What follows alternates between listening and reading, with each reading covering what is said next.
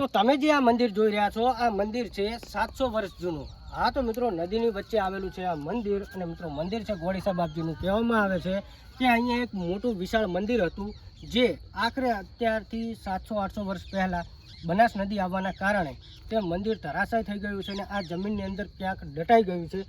અને જે આ મંદિર છે એ વાણિયા લોકોનું છે, એટલે કે એ લોકોએ અહીંયા શોધખોળ પણ કરી હતી પણ હજુ સુધી મંદિર મળ્યું નથી। અને અત્યારે જે તમે આ મંદિર જોઈ શકો છો આ મંદિર છે નવું નિર્માણ, એટલે કે ગામના લોકો દ્વારા કે અથવા ગામના લોકો દ્વારા જ કદાચ બનાવવામાં આવેલું છે, કેમ કે વધુ આપણને માહિતી નથી। પણ જે તમે આ પગલાં જોઈ શકો છો, કેમેરામેન અંદર બતાવો, અત્યારે જે આ પગલાં તમને જોવા મળી રહ્યા છે ગોળીસા બાપજીના એ અત્યારે ચાંદીના છે, પણ જે 700-800 વર્ષ અગાઉ પહેલાં જે મંદિર અહીંયા હતું વિશાળકાય મંદિર હતું મિત્રો। કહેવા જઈએ તો લગભગ અહીંયા સોનાના પગલાં હતા અને મંદિર પણ સોનાનું હોય એવું પહેલાંના લોકો દ્વારા આપણને જાણવા મળ્યું છે।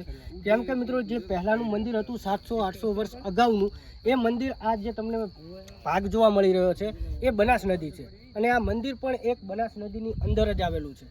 જે 700-800 વર્ષ અગાઉ પહેલાં જે અહીંયા નદી આવી હતી બનાસ નદી, એ બનાસ નદીના કારણે ત્યારે મિત્રો અહીંયા ચારે બાજુ ફક્ત જંગલ ને જંગલ જ હતું અને એ સમય ઉપર અહીંયા બનાસ નદી આવેલી છે અને નદી આવતાની સાથે અહીંયા જે મંદિર હતું એ મંદિર ધરાશાય થઈ ગયું હતું, દટી ગયું હતું અને ત્યારબાદ વાણિયા સમાજ લોકો અહીંયા આવ્યા હતા, શોધખોળ પણ કરી હતી અને મને જ્યાં સુધી ખ્યાલ છે ત્યાં સુધી આખરે લગભગ 4-5 વર્ષ પહેલાં પણ અહીંયા જીસીબી દ્વારા ખોદકામ કરવામાં આવ્યું હતું, પણ છતાં આ આખો જે તમને પટ દેખાય છે, જે ખેતરો દેખાય છે એ બધા ખેતરોની અંદર મંદિરની શોધખોળ કરવાની પ્રયાસો કર્યા હતા, પણ છતાં પણ મંદિર જડ્યું નહોતું। ત્યારે કે મંદિર મળ્યું નહોતું તો અહીંયાથી લગભગ 2 કિલોમીટર દૂર અહીંયા રૂની ગામ છે। રૂની ગામની અંદર જૈનોનું મંદિર આવેલું છે, જે અહીંયા મળ્યું નથી મંદિર, ત્યારે ત્યાં મંદિર બનાવ્યું છે અને અત્યારે ત્યાં વિશાળકાય મંદિર છે। અને અત્યારે આપણે જોવા જઈએ તો આ મંદિર છે એ મંદિર જે અત્યારે રૂનીની અંદર બન્યું છે એવું મંદિર કદાચ અહીંયા બનત જો તે પગ જે હતા અહીંયા સોનાના પગલાં હતા, જો એ પગલાં મળ્યા હોત તો અહીંયા વિશાળકાય મંદિર હોત અને એનો નજારો પણ કંઈક અલગ હોત, પણ મિત્રો એ મળ્યું નથી અને લોકો કહે છે કે અહીંયા સોનું દટાયેલું છે।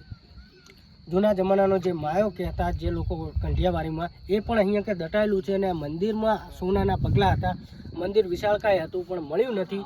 અત્યારે નાનું અમથું આ મંદિર છે, જે મંદિર અમારા ઘરથી થોડાક જ દૂર 1 કિલોમીટર દૂર આ મંદિર આવેલું છે અને અત્યારે પણ અમુક લોકો અહીંયા મંદિરના પગલાંની શોધખોળ કરવા કે મંદિર જે જૂના જમાનાનું હતું દટાયેલું એ મળી જાય એ માટે શોધખોળ કરવા આવે છે, જીસીબી લઈને પણ આવે છે અને ઘણું બધું ખોદકામ કરે છે પણ હજુ સુધી મળ્યું નથી। તો અત્યારે આ મંદિર આવેલું છે અને મંદિર છે ગોળીસા બાપજીનું। અત્યારે ચાંદીના પગલાં તમને અહીંયા જોવા મળી રહ્યા છે।